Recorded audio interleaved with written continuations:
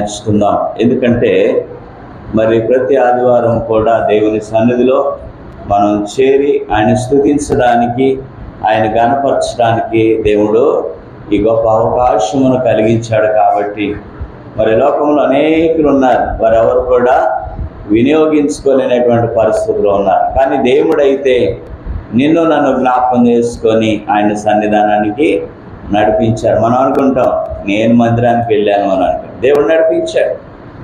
కనుకని మరి లేఖనాల్లో ఆరాధన కొరకై కొన్ని మాటలు మనం ధ్యానించుకుందాం. చూడండి, రెండవ తిమోతి రాసిన పత్రిక 2వ అధ్యాయము, 2వ తిమోతి రాసిన పత్రిక 2వ అధ్యాయము 13వ వచనం మనం చదువుకుందాం.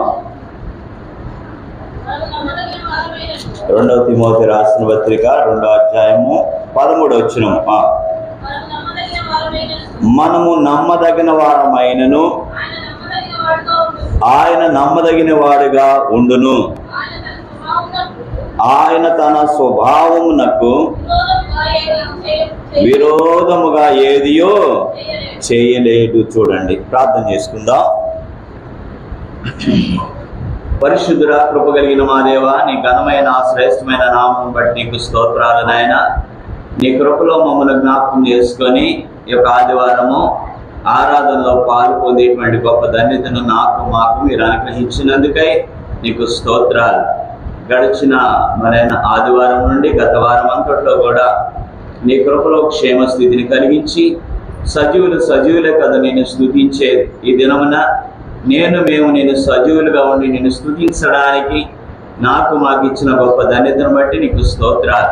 ఇదిగోనైనా ఆరాధన కొరకై మాకు కావలసినటువంటి అమూల్యమైన మాటలు మాకు వినిపించి మమ్మల్ని బలపరిచి మీరు మహిమ పొందుకోమని ఇదిగోనైనా 2వ తిమోతి రాసిన పత్రిక 2వ అధ్యాయంలో సెలవిచ్చిన రీతిగా నమ్మదగిన దేవుడు కనుక ప్రభువా, మరి దినమున ప్రభువా ఆరాధన ఏ రీతిగా చేయాలో మాకు నేర్పించి మమ్మల్ని బలపరిచి మహిమ పొందుకోమని యేసయ్య నామమున ప్రార్థించి వేడుకొనుచున్నాము తండ్రి, ఆమేన్.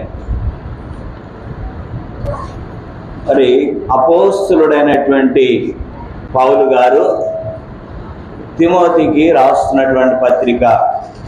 తిమోతి అంటే ఒక మన తిమోతి గారు అనుకుంటున్నారు, కాదండి. పౌలు గారు ఆ కాలంలో ఆయన తర్బీదులో ఉన్నటువంటి తిమోతికి రాస్తున్నాడు. ఆ యొక్క పత్రికని ఈనాడు మనం అందరం కూడా ధ్యానించుకుంటున్నాం. ఏమంటున్నాడంటే అక్కడ చక్కని మాట మాట్లాడుతున్నాడు. మనము నమ్మదగిన వారమైనను ఆయన నమ్మదగిన వాడుగా ఉండును. చూడండి, అంటే ఈ రోజున నేను కూడా ఆరాధన చేయటానికి యోగ్యతను కలిగిస్తూ వచ్చారు ప్రభువైన యేసుక్రీస్తు వారు. ఎందుకంటే ఒకప్పుడు నేను కూడా నమ్మదగని పరిస్థితిలో ఉన్నాం. నమ్మదగిన వారమే కదండి. ఎందుకంటే నేను పలానా పని చేస్తాను, పలానా ఇదిగా ఉంటాను అని మనం చెప్తాం. కానీ ఆ సమయానికి మనము చేయలేము, ఉండము అక్కడ. కానీ దేవుడైతే నమ్మదగిన వాడు ఆయన. అందుకని ఆయన్ని గురించి పౌలు గారు అంత స్పష్టంగా చక్కగా ఆయన మరి రాస్తూ వచ్చాడు. ఏంటి ఆయన అంత నమ్మదగిన వాడు అని అంటే కొన్ని విషయాలు మనం చూద్దాం. చూడండి, మొదటి తెస్సలోనికాయల పత్రిక 5వ అధ్యాయము 24వ వచనం మనం చదువుకుందాం. మిమ్మల్ని పిలిచిన వాడు నమ్మకమైన వాడు కనుక. చాలండి, తెస్సలోనికాయలో ఉన్నటువంటి సంఘమునకు పౌలు గారు అక్కడ సెలవిస్తున్నాడు. మిమ్మల్ని పిలిచిన వాడు ఎటువంటి వాడండి? ఆయన నమ్మదగిన వాడు. ఎందుకంటే ఆయన అనేక పర్యాయములు మన జీవితంలో అనేకమైన నష్టాలు, అనేకమైనటువంటి ఇబ్బందులు, కొలువులో ఉన్నటువంటి నిన్ను నన్ను ఆయన పిలిచి ఎలా పిలిచాడంటే ఇక్కడ అంటున్నాడు కదా, ఆయన నమ్మదగిన వాడై పిలిచాడు. ఎలా పిలిచాడో తెలుసా? మనందరికీ తెలిసిన మాటే. మత్తయి సువార్త 11వ అధ్యాయము 29లో మనం చూసినట్లయితే ఏమని పిలుస్తున్నాడు ఆయన? మత్తయి సువార్త 11వ అధ్యాయము 28. ప్రయాసపడి భారమోస్తున్న సమస్త జనులారా నా యొద్దకు రండి, నేను మీకు విశ్రాంతిని కలుగు చేస్తాను. చూడండి, యేసు ప్రభువు వారు పిలుస్తా ఉన్నాడు. ఆయన నమ్మదగిన వాడు కనుక నేను నీకు సహాయం చేస్తాను, నీకు విశ్రాంతి ఇస్తాను, నీకు నెమ్మదిని కలిగిస్తానని ప్రభువైన యేసు క్రీస్తు వారు అక్కడ పిలుస్తా ఉన్నారు. ప్రయాసపడి భారం మోస్తున్న సమస్త జనులారా అంటే ప్రయాసపడి పాప భారము మోస్తున్న వారులారా అంటే మన ఆత్మీయ జీవితంలో అనేక పర్యాయములు మనము పాపాన్ని మోసేవారుగా ఉంటాం. అటువంటి పాప స్థితిలో ఉన్నటువంటి నిన్ను నన్ను కూడా ఆయన పిలుస్తున్నాడు. ఎందుకంటే ఆ పాపపు స్థితిలో ఉండి ఏం చేస్తామో మనం తెలియదు. ఇంకా పాపం ఎందుకంటే అధికమైపోతా ఉంది. కనుకనే ప్రభువైన యేసుక్రీస్తు వారు పాపుల రక్షకుడై ఈ లోకానికి వచ్చాడు. అదే 1 తిమోతి 1:15 ప్రకారముగా పాపులను రక్షించుటకు క్రీస్తు యేసు ఈ లోకమునకు వచ్చాను. చూడండి, యేసు ప్రభు వారు వారి యొక్క పాప భారములన్నిటి నుండి వారిని విడిపించి నెమ్మదిని శాంతిని కలుగు చేయటానికి ఆయన పిలుస్తున్నాడు. ఎందుకో తెలుసా? ఆయన అప్పగించబడిన బాధ్యత అదే. దేవుడు తన స్వరూపములో చేయబడినటువంటి ప్రతి మానవుడు కూడా నశించిపోవటము దేవునికి ఇష్టం లేదు. కానీ మానవుడైతే అనేకమైనటువంటి వివిధ తంత్రములు కల్పించుకొని వారు నశించిపోయి పాపములో ఉండిపోయి జ్ఞానుల వలె కాక అజ్ఞానములో ఉండిపోయి వారు చెడిపోతూ ఉంటున్నారు. కనుకనే ప్రభువైన యేసుక్రీస్తు వారు ఈ లోకానికి రాగల కారణం ఏంటంటే ఆ పాప భారము మోస్తూ పాపములోనే ఉంటూ పాపములో మగ్గిపోతున్న నిన్ను నన్ను కూడా ఆయన పిలుస్తూ వచ్చాడు. అదే అక్కడ చెప్తా ఉన్నాడు తెస్సలోనిక అయిన సంఘంలోనికి. బైబిల్లో మనకు తెలిసినటువంటి మాట, ఒక వ్యక్తి ఉన్నాడు. చూడండి, మనందరికి తెలిసినదే. లోకాసు వార్త 19వ అధ్యాయము 4వ వచనం మనం చూద్దాం. లోకాసు వార్త 19వ అధ్యాయము 4వ వచనము. అప్పుడు యేసు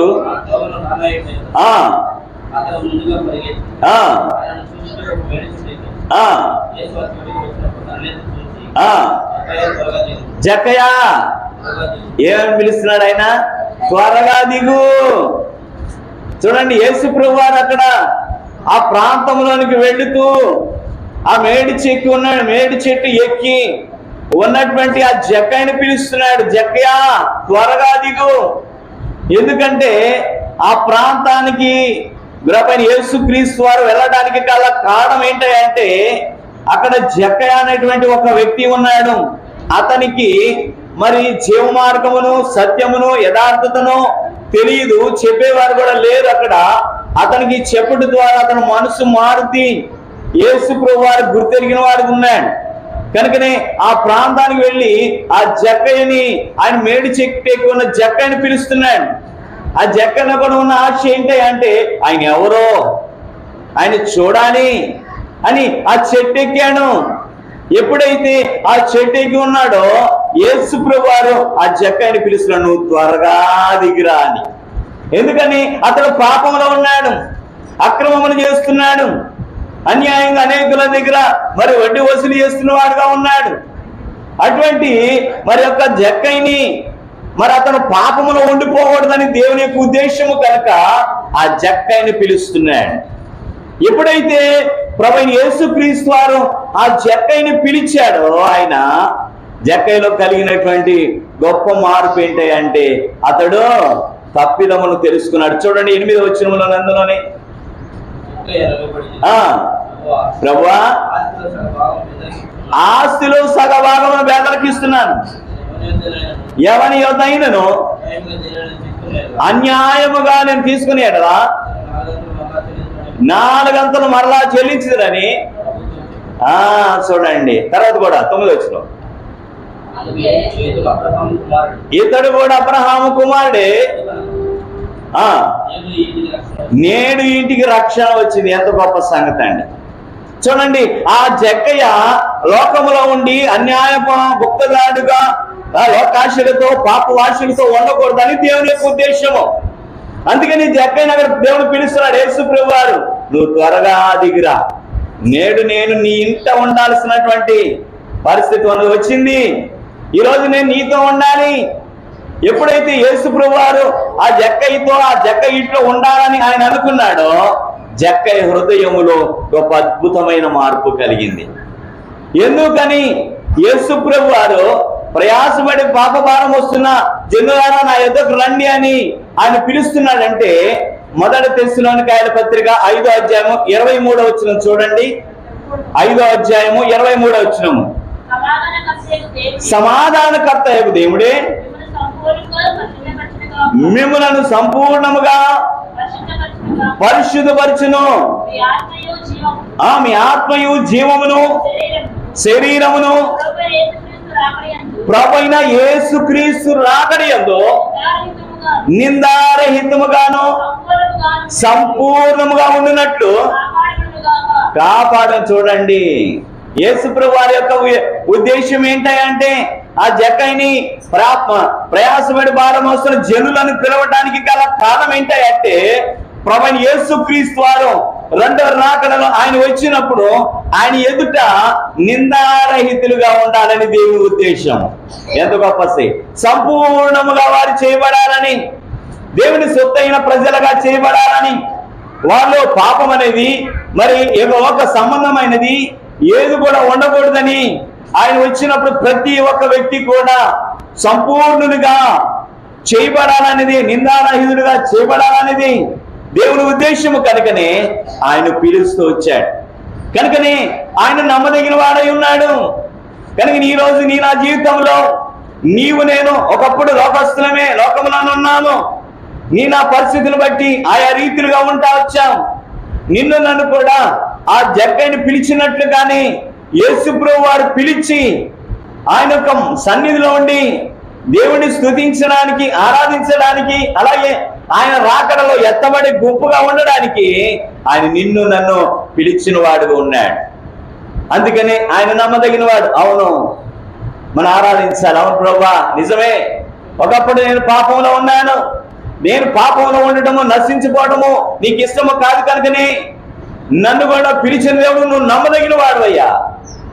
ఆ జక్కయ్యని ఏ రీతిగా పిలిచావో, నాలో ఉన్నటువంటి నేను చేసినటువంటి పాపముల నుండి నన్ను విడిపించి నీ వచ్చినప్పుడు రెండో రాకడలో మరి సంపూర్ణముగా నిందారహితుడుగా నేను ఉండాలనేది నీ ఉద్దేశము కనుక నన్ను పిలిచినందుకు నీకు వందనాలయ్యా. ఆరాధన చేద్దాం.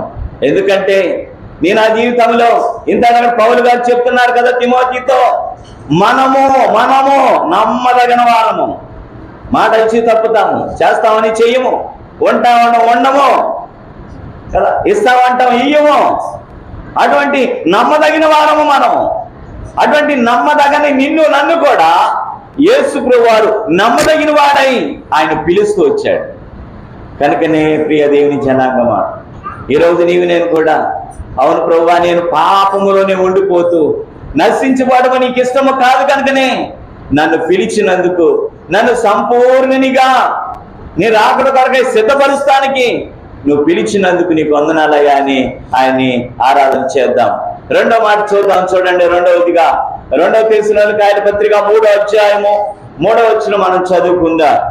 2వ తెస్సలోనికైల పత్రిక 3వ అధ్యాయం 3వ వచనం. అయితే ప్రభువు నమ్మదగిన వాడు, ఆయన మిమ్మల్ని స్థిరపరిచి దుష్టత్వము నుండి కాపాడును.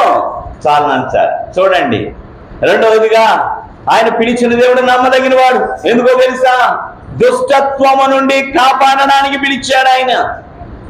ఎందుకంటే లోకములో దుష్టత్వము మరి అనేక రీతిలుగా విస్తరిస్తా ఉంది. అది ఎవరి పని తెలుసా? చాలా మంది మానవులు అనుకుంటారు, ఇగో పలానోడు అండి, ఇట్టంటోడండి, అట్టంటోడండి అనుకుంటారు. అయితే దానికి గల కారణము పౌలు గారు చెప్తున్నాడు. మొదటి కొరింథీ రాసిన పత్రిక 15వ అధ్యాయము, మొదటి కొరింథీ రాసిన పత్రిక 15వ అధ్యాయము 33వ వచనం చూద్దాం. చూడండి, మోసపోకుడి, దుష్ట సాంగత్యము మంచి నడవడిని చెడుపును. చాలు నాన్న. అంటే ఇక్కడ దేవుడు ఇక్కడ చెప్తుంది ఏంటంటే పౌలు ద్వారా మోసపోవద్దు. అంటే అనేకమైన మాటలు బట్టి మనం మోసపోతున్నాం. ఆ మాటలు ఎక్కడి నుంచి వస్తున్నాయి అంటే ఒక వ్యక్తిలో నుంచి వస్తా ఉన్నాయి. ఆ వ్యక్తి ఎలా మాట్లాడుతున్నాడంటే అపవాదైనటువంటి సాతాను యొక్క ప్రేరేపణ ద్వారా మాట్లాడుతున్నాడు. అందుకని అంటున్నాడు, దుష్ట సాంగత్యము మంచి నడవడిని చెరుపుద్ది అంట. అంటే ఈనాడు నీ ఆత్మీయ జీవితాన్ని చెడగొట్టడానికి దుష్టుడైనటువంటి అపవాది నిన్ను నన్ను కూడా మోసగిస్తున్నాడు. అంటే ఈ దుష్ట సాంగత్యము దాని అనేకమైన మనం చెప్పొచ్చు, కానీ ఒక మాట చూద్దాం. అక్కడ 34 వచ్చిన కూడా చదువునన్న కొరింథీ రాసిన పత్రిక 15. మీరు నీతిని ప్రవర్తన గలవారై మేల్కొని పాపము చేయకుడి. చాలండి. అంటే దుష్ట సాంగత్యం అంటే సాతానుడైన అపవాది ఏం చేస్తాడంటే పాపం చేయడానికి దారి చూపిస్తూ ఉంటాడు. అదే దుష్ట సాంగత్యం. నిన్ను ఎలాగైనా పడేయాలి. అపవాదైనటువంటి సాతానుడు నిన్ను నన్ను గమనించేది ఎక్కడ తెలుసా? నీలో నాలో ఎక్కడ వీక్ పాయింట్ దొరుకుతా అని చూస్తూ ఉంటాడు. ఎక్కడ నీవు దొరుకుతావా అని చూస్తూ ఉంటాడు అపవాది. అంటే పాపం అనేది అక్కడ అంటున్నాడు కదా, నీతి ప్రవర్తన గలవారే మెలుకుగా ఉండాలంట. అంటే ఈరోజు నీ నా జీవితంలో మరి అపవాదైనటువంటి సాతానుడు దుష్ట సాంగత్యమును తీసుకొస్తున్నాడు. దేనికంటే పాపమును చేయడానికి. ఏదో రకంగా నీ ద్వారా పాపం చేయాలి, నువ్వు పాపమును ఉండిపోవాలి. వాడి యొక్క ఆలోచన అదే.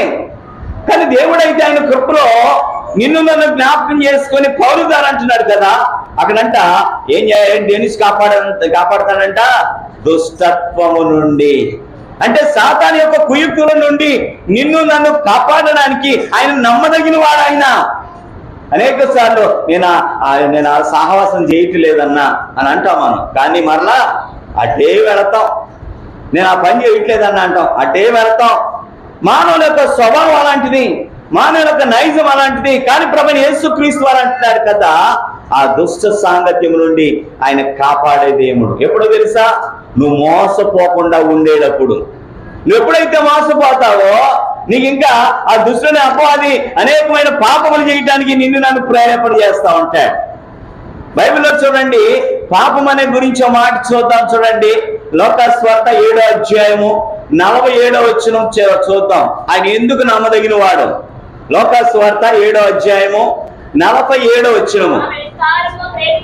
ఆమె విస్తారముగా ప్రేమించును గనుక ఆమె యొక్క విస్తారమైన పాపములు క్షమించబడినవి. చూడండి, ఆ పాపములు విస్తారమైన పాపములు ఏం చేయబడినవి? క్షమించబడిని. అంటే దుష్ట సాంగత్యము, అపవాదైనటువంటి దుష్టుడు ఏం చేస్తున్నాడంటే పాపములు చేయటానికి ప్రేరేపణ చేస్తా ఉన్నాడు.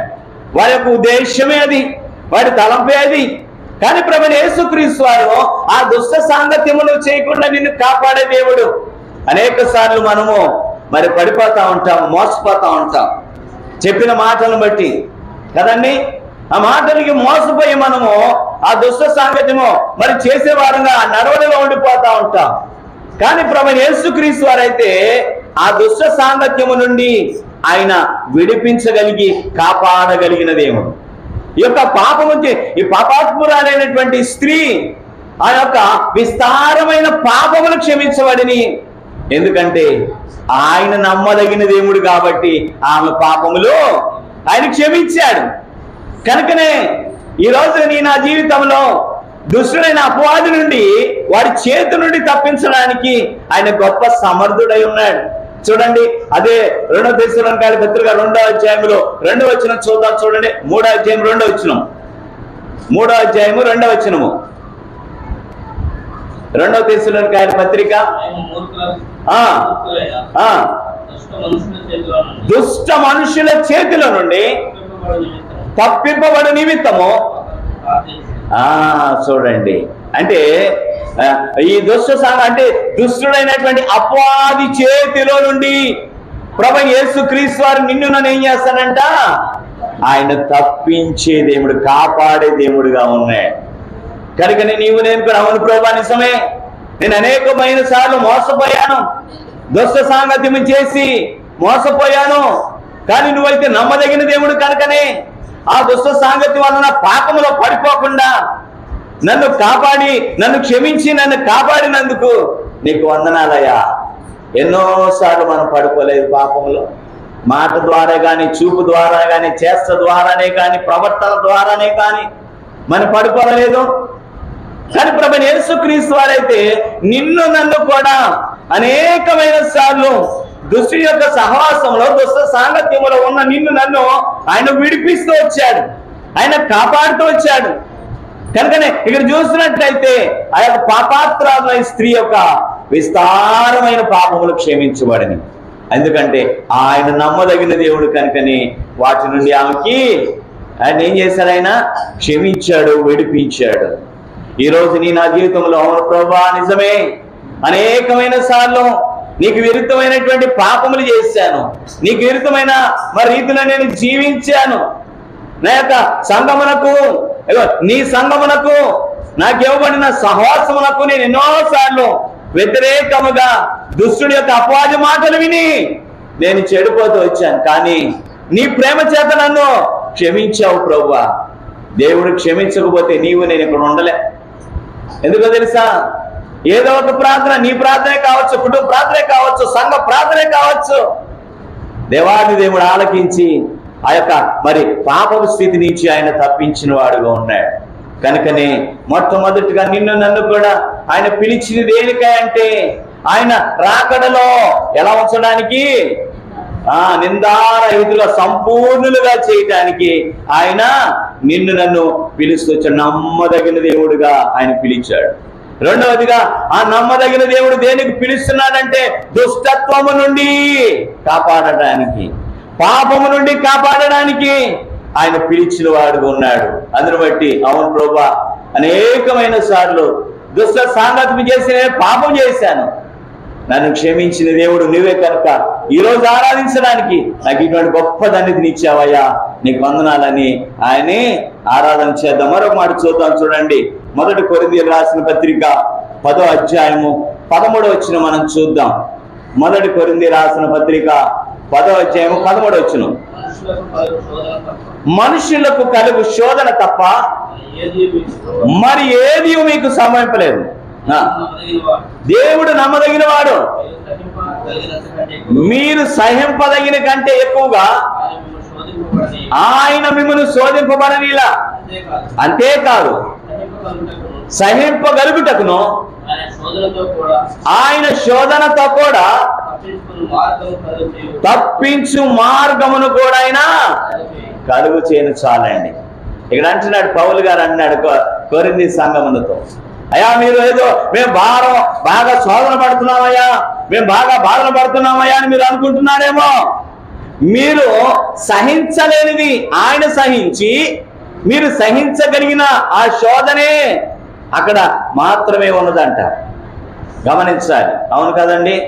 ఇప్పుడు వెళ్ళి మనము ఏదైనా ఎక్కడ నొప్పుల మీద దూకాలంటే దూకుతాం, మనము దూకలేము. ఎందుకు? మధ్యాహ్నం ఎర్ర టెండ వస్తే ఎర్రలో నుంచోగలమా? 5 నిమిషాలు కూడా మనం నుంచోలేము. అక్కడ 5 నిమిషాలు కాదు, 2 నిమిషాలు కూడా నుంచోలేము. అటువంటి గొప్ప భయంకరమైన శోధన ప్రభువైన యేసుక్రీస్తు వారు అనుభవించారు. ఒక తాడు తీసుకొని, ఒక వేరు తీసుకొని, ఒక దెబ్బ కొడితేనే మనం అబ్బా నన్ను అల్లాడిపోతాం కదండి, వాత వేలిపోతా ఉంటుంది. చాలా మందికి అనుభవం ఉంటుంది ఆ మాట. వాత తేలిపోతా ఉంటది, అబ్బా అయ్యో అంటా ఉంటాం, కుర్రమర్ర అంటా ఉంటాం. కానీ యేసు ప్రభు వారు అయితే ఆయన కొరడా దెబ్బలు కొడుతున్నప్పుడు వాటిని సహించాడు. ఆయన ఆ చర్మము అక్కడ ముద్దలుగా పడుతున్నా కూడా ఆయన సహించాడు. ఆయన అంత మాత్రమే కాదు, ఆ తలకు మొండ్ల కిరీటము పెడుతున్నప్పుడు ఆయన మౌనంగా సహించాడు. నీవు నేను సహించగలమా? ఒక మేకు గుచ్చుకున్నా, ఒక ముళ్ళు గుచ్చుకున్నా మనం ఎంత విలువెల్లాడిపోతామండి. కానీ ప్రభువైన యేసుక్రీస్తు వారు నీవు సహించలేనిది, నువ్వు సహించలేని శిక్ష ఆయన అనుభవించాడు. ఈ రోజున ఆయన బిడ్డలకు కూడా అక్కడ అంటున్నాడు కదా, కింద అన్నాడు కదా, ఆ శోధనలో కూడా ఏం చేస్తాడంటే ఆయన తప్పించుకునే మార్గమును అక్కడ చూపిస్తూ వచ్చాడు. ఎవరు తప్పించుకున్నారు తెలుసా? బైబిల్ చూడండి, దానియేలు గ్రంథం మనందరికీ తెలిసినదే. 3వ అధ్యాయము 24వ వచనం చూద్దాం. దానియేలు గ్రంథము 3వ అధ్యాయం 24వ వచనం.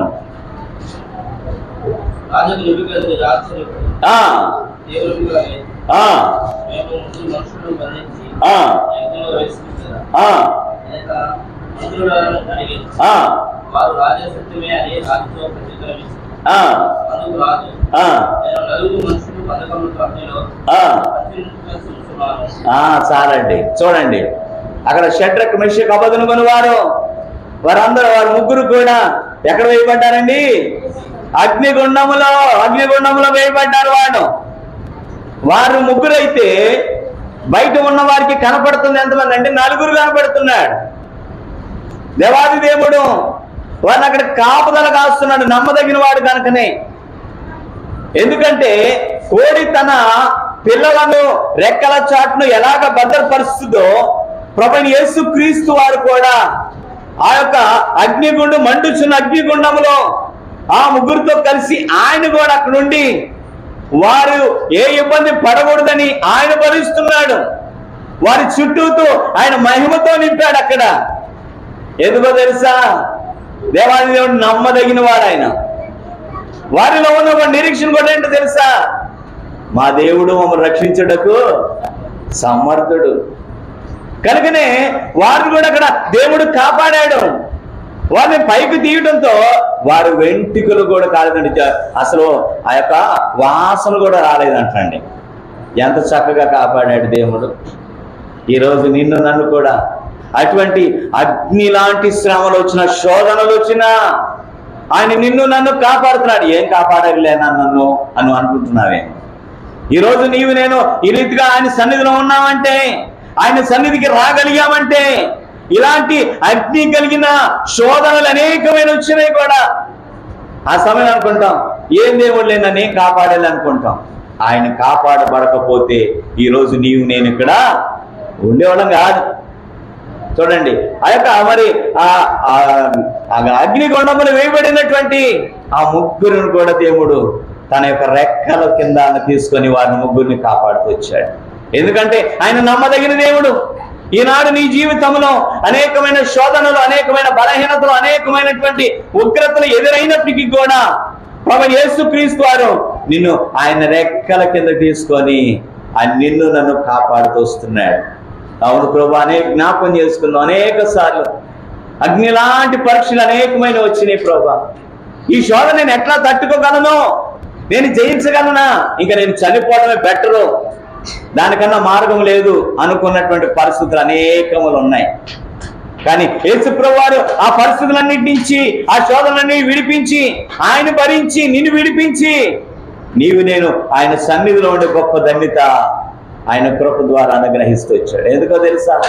నీ నా యొక్క శోధన, నీ నా యొక్క బాధ, వేదన ఆయన అంతా ఆయన భరించాడు.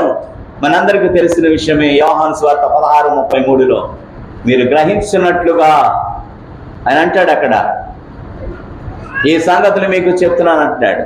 లోకములో మీకు శ్రమ కలుగును, ఆయనను నేను లోకమును జయించి ఉన్నాను. నీ నా యొక్క శోధనలు, నీ నా యొక్క బాధలు ఆయన భరించాడు. నువ్వు నేను భరించలేనివి. అనేకసార్లు ప్రభువా నాకు ఈ శోధన వచ్చిందయ్యా, నాకు ఇబ్బంది కలిగిందయ్యా. దేవుడు ఆ శోధనలో ఆయన అక్కడ పౌలు గారు చెప్పిన రీతిగా మార్గమును నాకు సరళం చేస్తూ వచ్చాడు, తప్పిస్తూ వచ్చాడు. ఎందుకంటే ఆయన నమ్మదగిన దేవుడు కనుక. నువ్వు భయపడద్దు, నేను కాపాడుతానన్న దేవుడు.